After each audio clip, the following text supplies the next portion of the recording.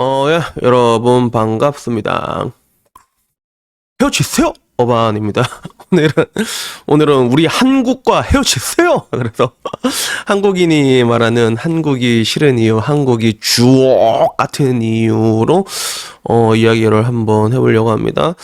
내가 진짜 옛날에 이런 비슷한 얘기를 한 적이 있거든. 한 4년 전이었나 그때. 그래서 뭐 한국이 살기 좋은 이유랑 한국이 뭐 살기 나쁜 이유 이 두 가지 주제에 대해서 다 얘기한 적이 있고 뭐 그리고 그 뒤로도 뭐 간간히 뭐 이런 부분이 좋다 이런 부분이 나쁘다 이런 것들에 대해서는 내가 다 얘기를 했기 때문에 내 유튜브를 보신 분들이라면 뭐 나의 뷰에 대해서는 잘 알고 있을 거라고 생각을 해. 근데 오늘은 나의 뷰적인 그런 저의 시각적인 관점이 아니라 뭐 인터뷰한 거 이게 돌아다니더라고. 그래서 이게 내가 찾아보니까 진즈 스트릿 인터뷰 치면 나와. 그래서 딱 들어가서 살짝 봤는데 벤치마크를 그 채널 중에서 에이시안 보스라는 채널이 있거든.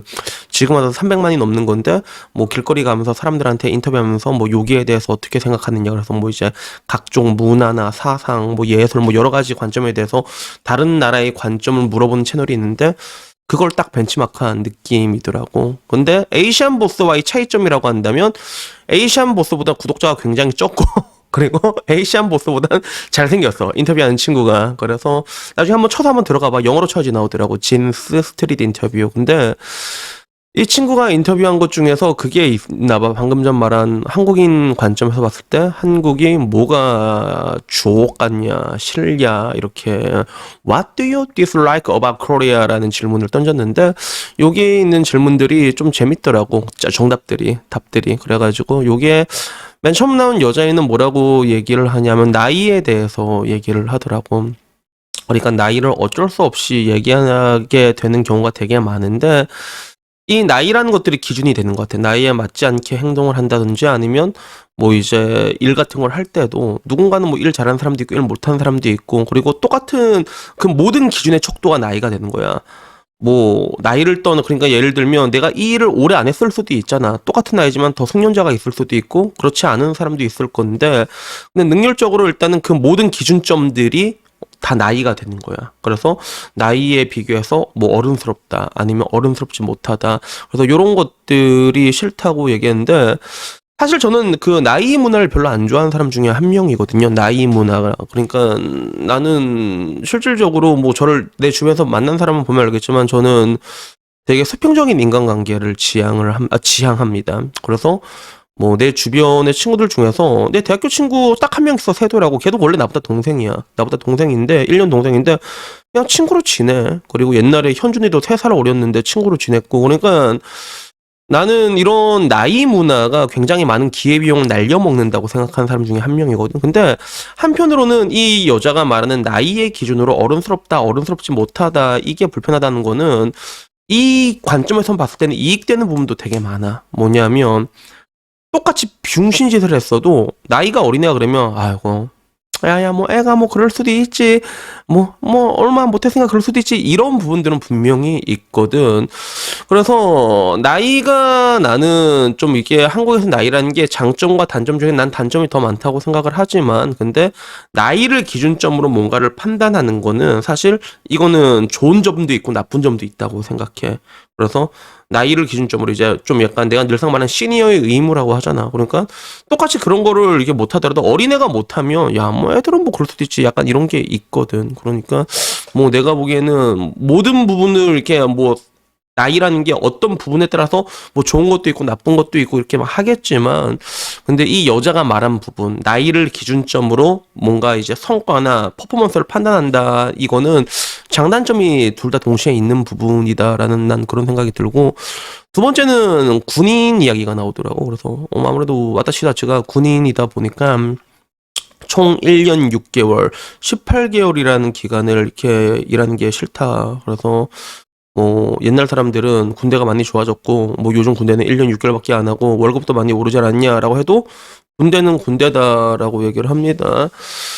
그래 맞아 군대는 군대야. 그래서 저는 정확히 2년하고 1개월하고 보름을 했거든요. 2년 1개월 보름을 했어. 해군은 원래 조금 더 길거든. 그런데 당시엔 노무현 대통령이 대통령 딱 되고 나서 공약으로 군 복무를 줄여줬는데 그때 몇 개월이었더라? 2개월이었나? 근데 나는 좀 이게 그 소급 적용되기 전에 약간 애매한 구간에 걸쳐 있어서 보름이 줄어들었거든, 딱. 거기서 그렇게 줄어들었긴 하는데, 근데 군대는 아무리 힘들어도 군대다라는 느낌은 분명히 있는데, 근데 요즘은 근데 내가 보기엔 항상 이게 중심점을 좀 잡아야 되잖아. 근데 그 중심점이 좀 안 잡혀 있는 것 같아. 군대 자체가. 그래서 단순히 애들로 굴려야 된다라는 게 아니라, 기본적으로 군대라는 거는 군대가 움직여야 되는 그런 이제 규율 같은 게 있잖아. 그거 자체가 많이 파괴됐다는 느낌이 들어가지고, 나는 애들을 좀 편하게 해주는 건 상관없지. 애들 좀 편하게 하면 상관없는데, 근데 이런 것마저 좀 많이 붕괴되고 있는 것 같아서 좀 안타깝다고 하는데, 생각하는데, 또 이렇게 말하면 난 또 꼰대가 되겠지, 그치? 그러니까 다들 나는 이제 군인은 군인답게. 그래서 어떻게 보면 이제 이 전쟁 나면 우리를 지켜줘야 되는 사람 아니야, 그지? 그래서 나는 반대로 지금 군인들한테 좀 묻고 싶은 게, 여러분들이라면 지금 여러분들을 믿을 수 있겠는가? 그래서 조금 이제 군인적인, 솔저적인 측면에서 좀 강해져야 될 필요성은 있는 것 같다는 그런 생각이 들지만, 그래도 여러분들이 고생하는 거에 대해서는 저는 뭐 다 인정합니다. 그래서 막 월급 올려주는 거에 대해서 나는 뭐 다 찬성하는 편이잖아. 그래서 뭐 그런 생각이 들었고, 그리고 세 번째 여자애들이 말한 것도 좀 재밌었어. 그래서 소속되어 있는 집단에만 호의적으로 대하고, 그렇지 않은 사람들을 다 타자화해서 배제를 해버린다. 피하 식별밖에 안 남아 있는 거지. 여기에 대해서 결국엔 이런 현상으로 갈등이 되게 유발되는 것 같아서, 이게 이런 부분이 되게 싫다라고 얘기를 하더라고. 그래서 요거를 이제 갈라치기라고 표현을 하는데, 한국이 이게 엄청 심하죠. 피하 식별밖에 없죠. 그래서 이 여자들도 집단끼리 너무 심한 것 같다라고 해. 크게는 내가 봤을 때 대한민국에 존재하는 갈라치기가 뭐가 있을까라고 했을 때 제일 먼저 생각한 게 이제 남과 여. 남과 여. 그래서 옛날과 달리, 그래서 저는 그래도 항상 얘기할 때 좋은 여자에 대한 가능성을 열어두라고 하잖아요. 근데 지금 와서 보면 그런 거 많이 보잖아.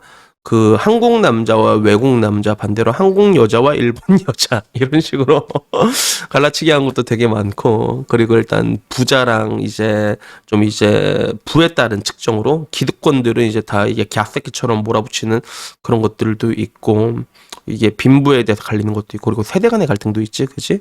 나 같은 세대가 있고, 그리고 우리 밑에 애들이 있는데 그것도 되게 심하고, 그리고 종교도 되게 심하다, 생각해보니까. 그치? 종교도 되게 싫어하는 종교 있잖아. 되게 싫어하는 종교 되게 많고, 그리고 정치 같은 건 특히 더 심하지, 그치? 정치는 뭐 답도 안 나와. 그래서 이런 게 진짜 한국이 엄청 심한 것 같다라고 얘기했고, 나머지 옆에 있는 애는 눈치를 너무 많이 보는 게 싫다고 하더라고. 그리고 다른 사람들이 타인에 대해 지나치게 관심이 많은 것 같다, 오지랖이 넓다라고 얘기를 했는데, 결국에는 뭐 그런 것 같아. 이걸 보는 남초 반응은 그런 거야. 확실히 자기는 사회생활 시작하고서부터 나이 같은 거 물어본 적이 없는데, 근데 이런 게 좀 실례인 것 같다고 생각한다, 이런 사람들도 있고, 그리고 뭐 반대로 좀 약간 냉소적으로 나이가 불편하다는 애들은, 저런 애들은 자기보다 나이 적은 애가 맘먹으려고 하면 욕을 겁나 하고, 남의 시선을 불편하는 애들이 왜 저렇게 SNS를 하냐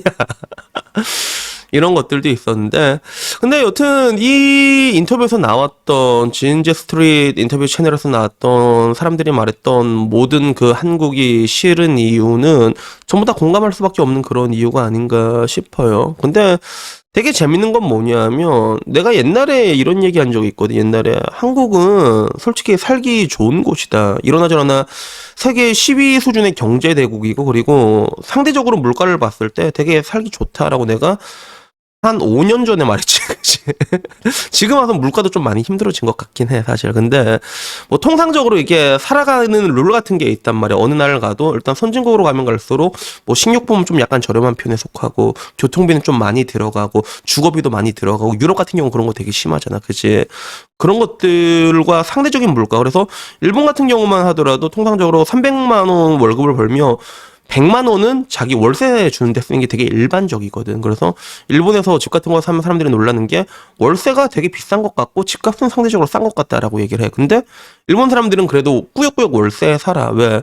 걔들은 디플레이 경험이 있기 때문에, 그 아픔이 있기 때문에 부동산을 투자 자산으로 보지 않거든. 사면 감가상각, 자동차처럼 본단 말이야.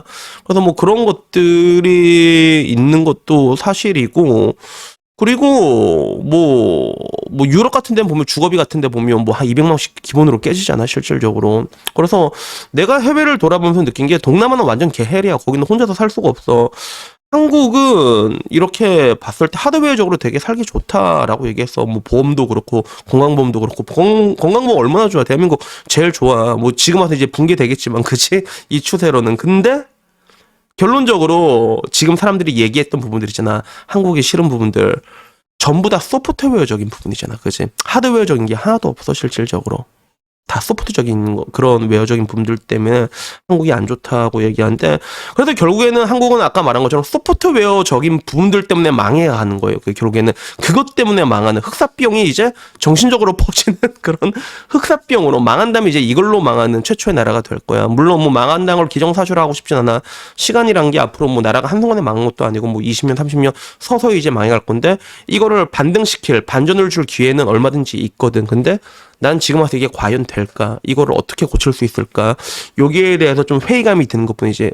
난 방금 회의감이라고 얘기했다, 알았지? 그러니까 내가 회의감이라고 말한 거 보면, 야, 그냥 다 전부 다 엿대버려라, 이런 마음이 있기 때문에 이런 단어를 쓴 거야, 그치? 그리고 그건 비단 저뿐만이 아닐 거라고 생각을 합니다. 그래서 여튼간에 뭐 이런 것들을 보면 이제는 좀 많이 안타깝다라는 말밖에 할 수가 없지. 그리고 10년 전과 지금 비교해 보면 근데 그 하드웨어적인 부분들도 지금 와선 점점 안 좋아지고 있어. 그리고 앞으로 10년 뒤는 더 많은 변화가 올 수밖에 없겠지. 그리고 그 변화는 좋은 쪽보다는 아마 더 안 좋은 쪽으로 갈 수밖에 없을 겁니다. 그래서 여튼간에 뭐 제가 여러분에게 얘기하고 싶은 거는, 그러니까 우리가 괴로운 건 뭐다? 우리가 힘든 건 소프트웨어적인 부분들이라. 그렇기 때문에 여러분들이 마인드를 좀 이렇게 긍정적으로 바꾸고 좋게 변하면, 그러면 아직까지는 충분하게 행복하게 살 수 있다. 뭐 여기 이런 얘기를 하고 싶습니다. 그래서 여튼 내가 뭐 때문에 이게 행복한지 잘 모르겠고 내가 괴롭습니다라고 생각하는 분들에게는 내가 말하고 싶은 게 꼬양이를 길러라지. 꼬양이를 길러. 그래서 이런 조그만 거 하느라도 기르다 보면 그 책임감이란 게 생기거든. 그래서 아이고, 내가 그래도 너의 고양이 인생으로서는 내가 풍족하게 내가 해줘야지, 약간 이런 책임감이란 게 사람을 좀 강하게 만들고, 그리고 내가 항상 늘상 강조하는 게 그 사람들의 행복도 같은 걸 체크를 할 때 하루에 몇 번 웃어요, 이런 게 있더라고. 근데 많이 웃는 사람들이 하루에 뭐 5번에서 10번 이렇게 웃는데, 근데 고양이 기르잖아. 내가 복돌이 보면서 하루에 5번씩은 꼬박꼬박 웃어. 진짜. 그러니까 어쨌든 간에 우리에게 지금 대한민국의 여러분들이 힘든 것들, 한국이 싫은 이유의 대부분은 정신적인 것들에서 온다는 걸 명심하시고, 이런 부분에 대해서 여러분들이 스스로 각별히 스스로를 케어하셨으면 좋겠습니다. 여튼 오늘 이야기 여기까지고요. 다음엔 좀 더 좋은 이야기로 찾아뵙도록 하겠습니다. 이상입니다. 감사합니다. 야옹.